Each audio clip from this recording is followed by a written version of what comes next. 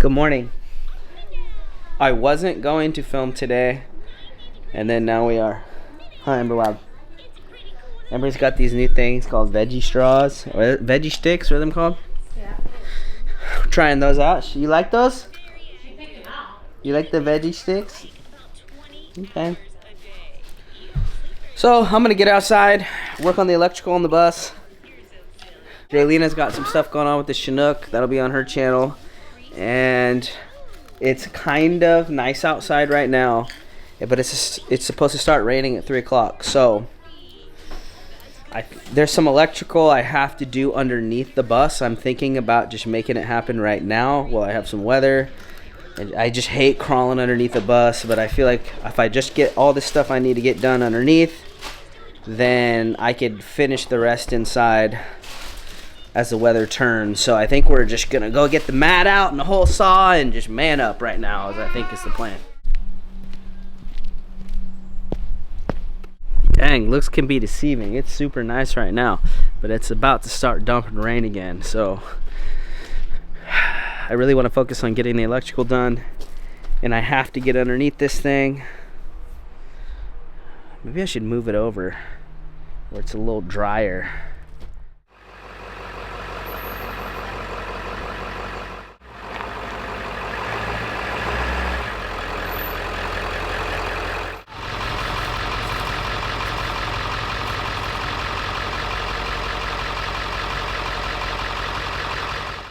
After doing a little bit of math, I think our best place to pass wires through is going to be like right here.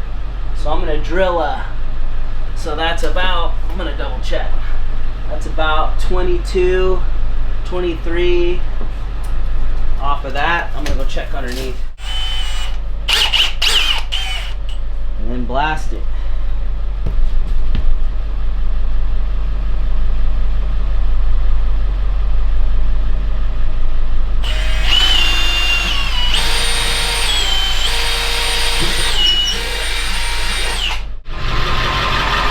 Right there, perfect, dude. 1.5 hole right there, be perfect.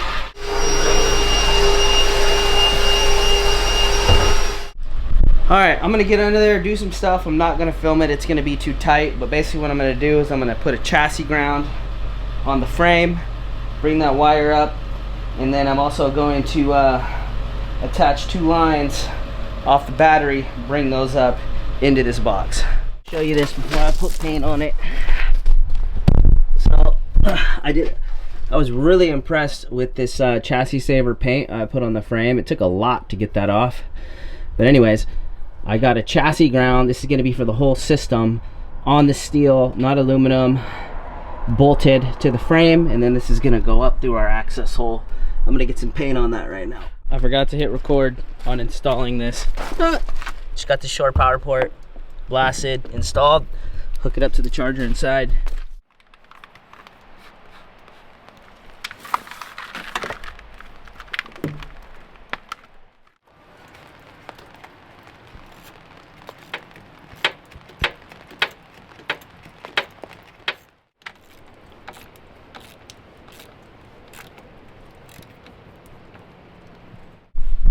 Y'all, I feel like I just got done spending hours laying on my back underneath this bus.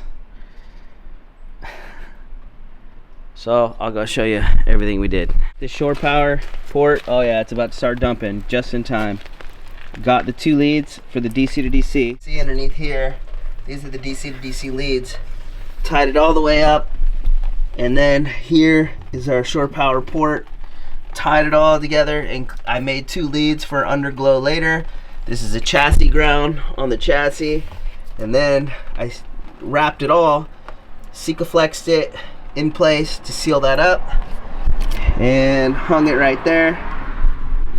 I'm gonna pull, it's starting to really rain now. I literally got done just in time, but now I can do everything inside. I'm gonna just clean up a little bit and reset.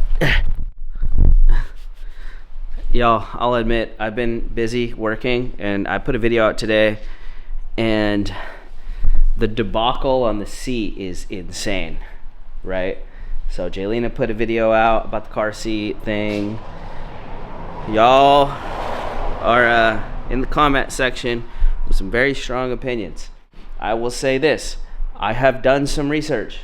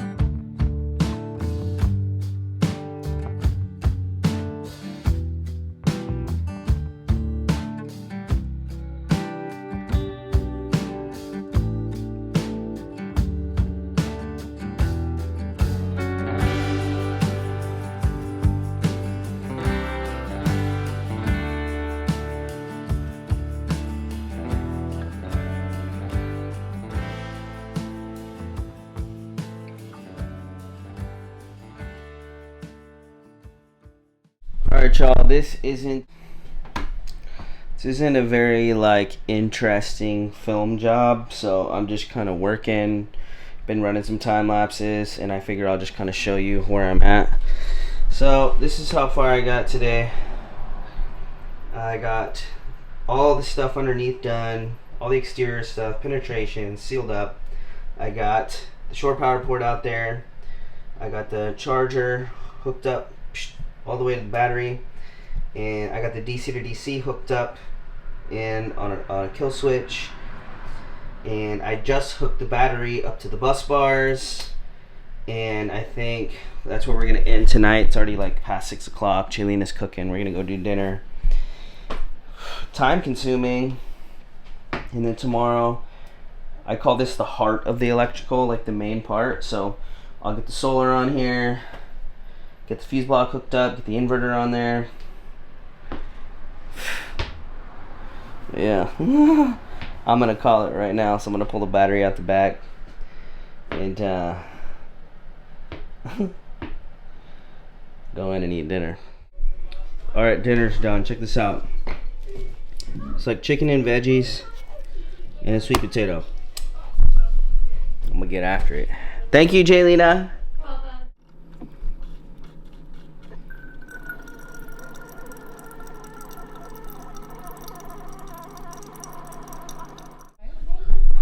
Alright, got breakfast going. It's a new day. Check this out. English muffin, turkey, Tillamook cheese, grapes, banana, Amber Wild, grapes, English muffin with peanut butter, and then Jayleena's got yogurt with granola in there.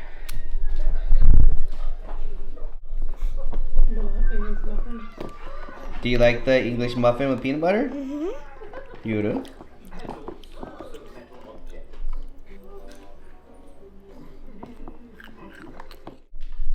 Jaylina got Ember these little like toys you can paint on. That's kind of cool, or draw on. Then you rinse them off.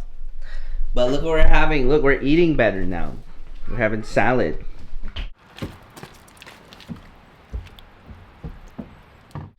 Welcome back to another day of working on the off-grid electrical system on this school bus conversion / tiny home. Now, I've talked about the seat earlier in this video. There's been a lot of dilemma about the seat and seat belts for a child seat, and I got an email from the actual manufacturer that makes that seat and still makes these seats today. So I have all the information and all the facts about that, and I want to talk about some other things. We're going to get into that at the end of the video, so make sure you stick around till the end, and then I'll let you guys know about some facts that I found out. For now, I'm just going to run a couple time lapses because this isn't that interesting, and try and just get this electrical knocked out.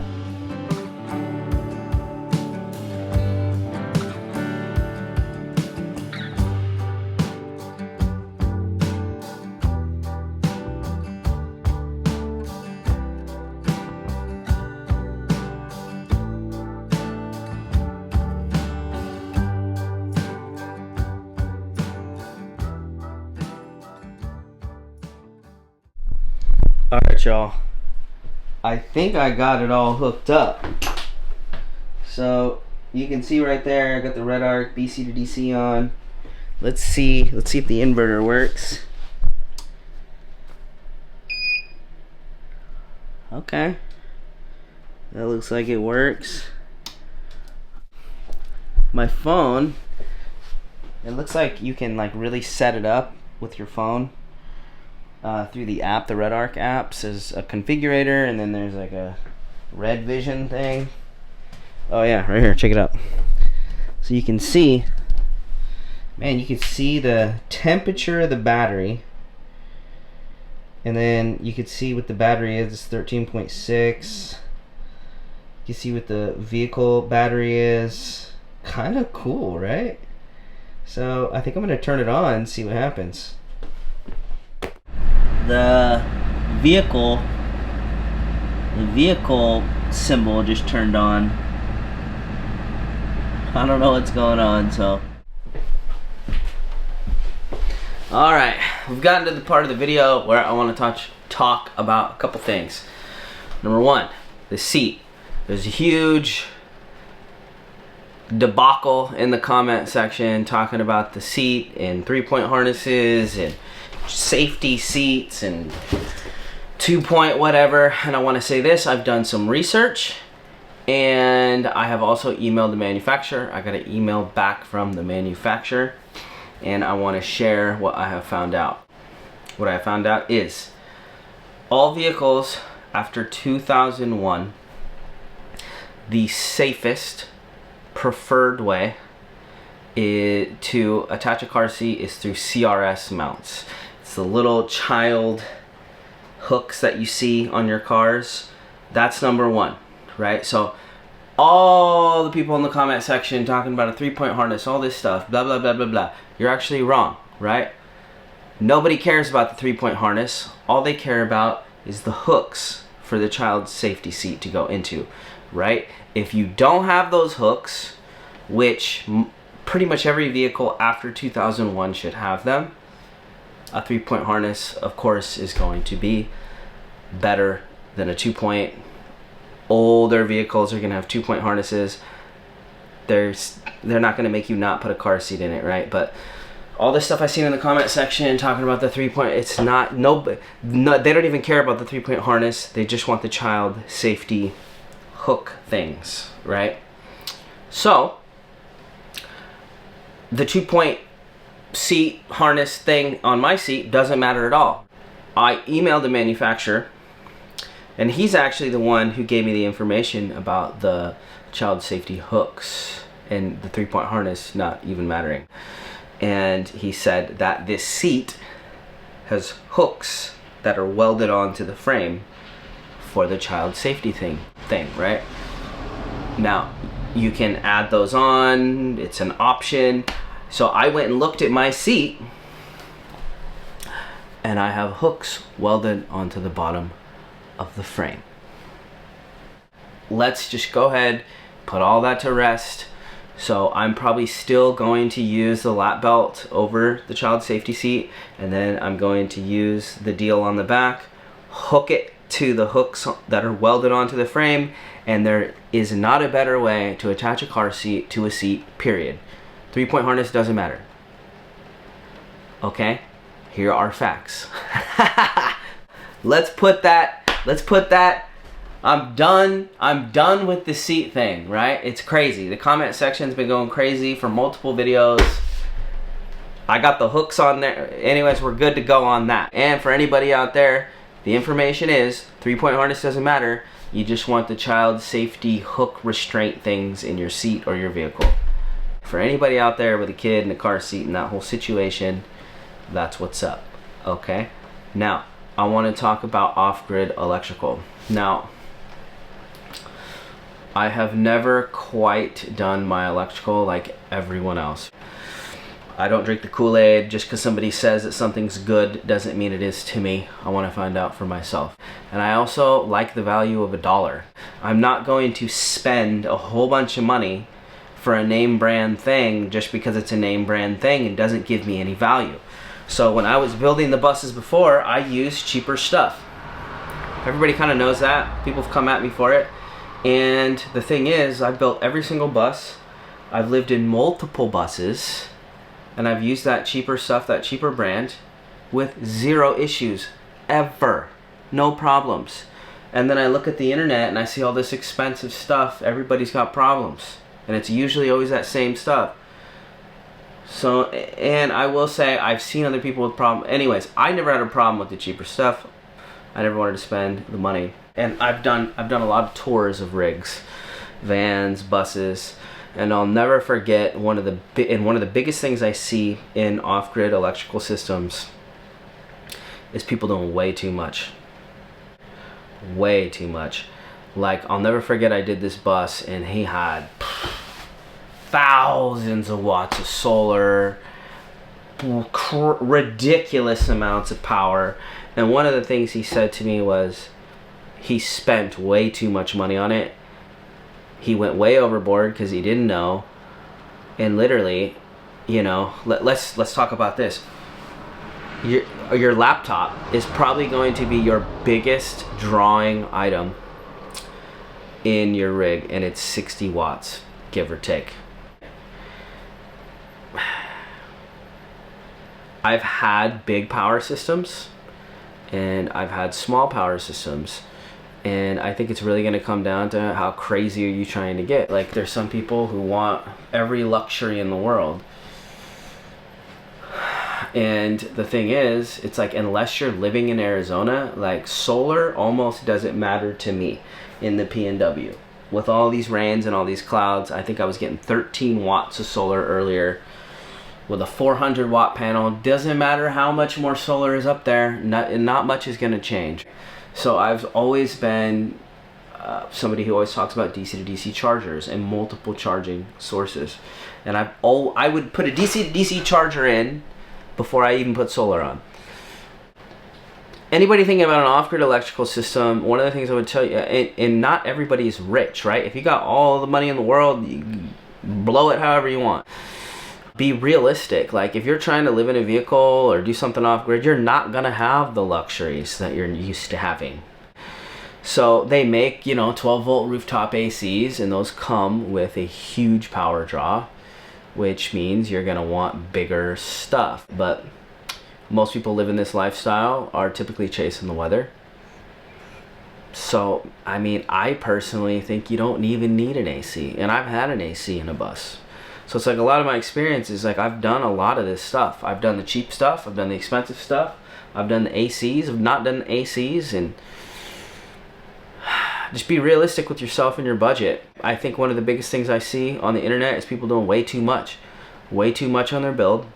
Way too much on their electrical.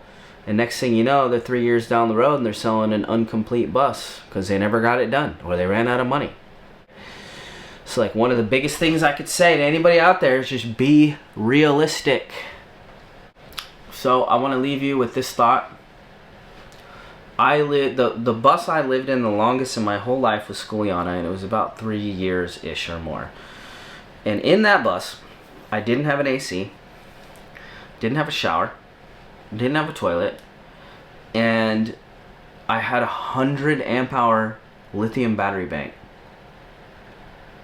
That's it. In today's standards, that's crazy. I wouldn't even put 100.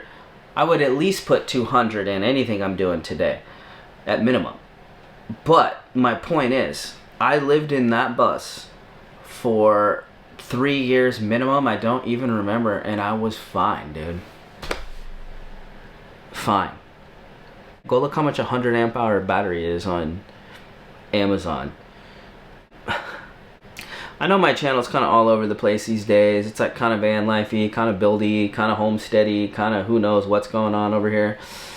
And there's a lot of people here that have built rigs or building a rig or just interested in the life.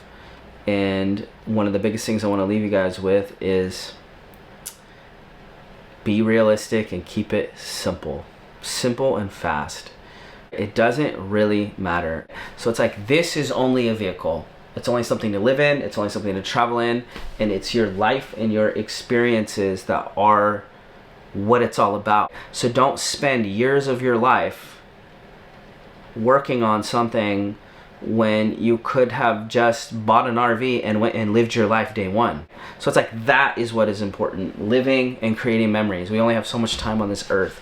And as I get older, and my daughter really changed my perspective a lot, it's like that's really coming to the front for me. I've spent a lot of time building, a lot of time chasing money, and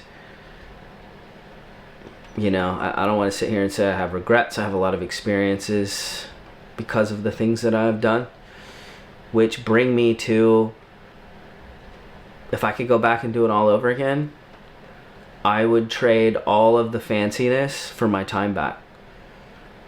I don't think I would even build this bus again today, to be honest. We're going on 8 months with this build. It's going to be gorgeous. It's going to be cool. And it's going to be really freaking cool. But we're talking about 8 months of my life. By the time it's done, it might be 9, almost a year. And I'm seasoned. Like, I've built a lot of these.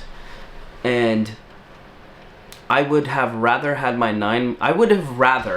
when I sold the 4-wheel camper on my truck to help pay for all the property stuff that was going on at the time,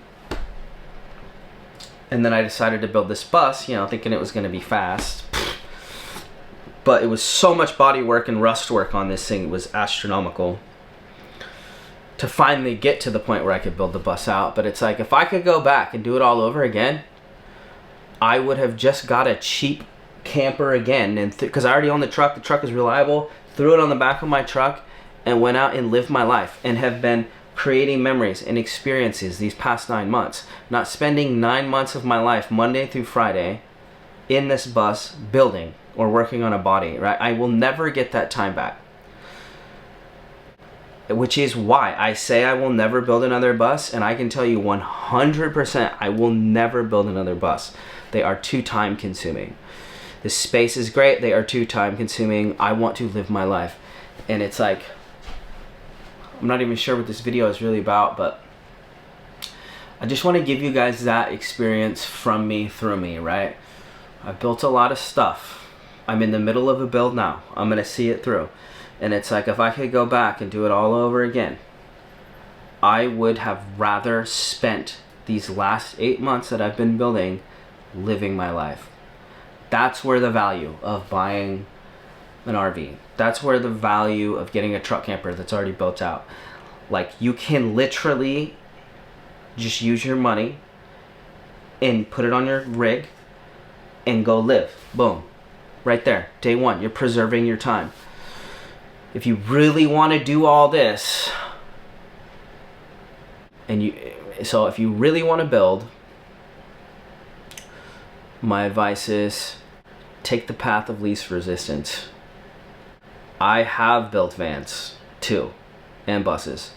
And vans are night and day compared to a bus build. Like, you have to paint a bus. You got to pull the windows. A bus is legit a huge undertaking, right? And you need to understand that if you are going to go for a bus. You will lose. I used to build them in 30 days. That was a younger man before a kid. But it's like, I'd say the average bus build is like 1 to 3 years. Do you want to lose 1 to 3 years to end up with a bus at the end? A van? You know, I got to think of somebody who doesn't have a lot of experience, but a van, to me, I think I could do in 2 weeks. Someone with no experience, if they set aside a month, I think they could build a van in a month. That's a very big difference. Let's just say a van build is a month to somebody who has no experience figuring it out. A bus build, 1 to 3 years. Very, very big deals. Very different things. You get very different outcomes, but the end game is all the same. Living your life, making memories, traveling, seeing new things. They all take you to the same place. So that's the thought I want to leave you guys with. I think the electrical is the same thing. I see people getting so wild and so crazy on the electrical. And it's like, I have, in this bus, I have one 12 volt, 320 amp hour battery, one battery. I don't need more. I don't want to lose the space. I don't want to wire that much more stuff. I have a Red Arc BC to DC, which I've never used before, but so far I'm very, very impressed with the product. It's very simple, it's small, it fits in one half of my couch, and I think it's gonna be great. And as we travel and do things in this is an adventure bus, inner tour bus. I am gonna go make memories with my daughter. We're gonna go places, we're gonna go see things. She's gonna grow up experiencing different places and things, and I'm so excited for that. We're keeping the house as a home base. I want to let everybody out there know that. And yeah, we're gonna go adventure and do stuff with our life. Once these builds are done, like, that is the end goal. So my words of whatever is live your life, prioritize living your life, prioritize your experiences, and don't spend your life building like I have. If I could go back and tell myself before I bought this bus, just live your life, bro. Go get another truck camper. That is the route I would have went. I love this bus. It's gonna be so cool, but it wasn't worth the time to me. I want to do things, not build every day. So I don't know. I hope this video helps somebody out there, and keep it simple is my motto. Keep it simple and live.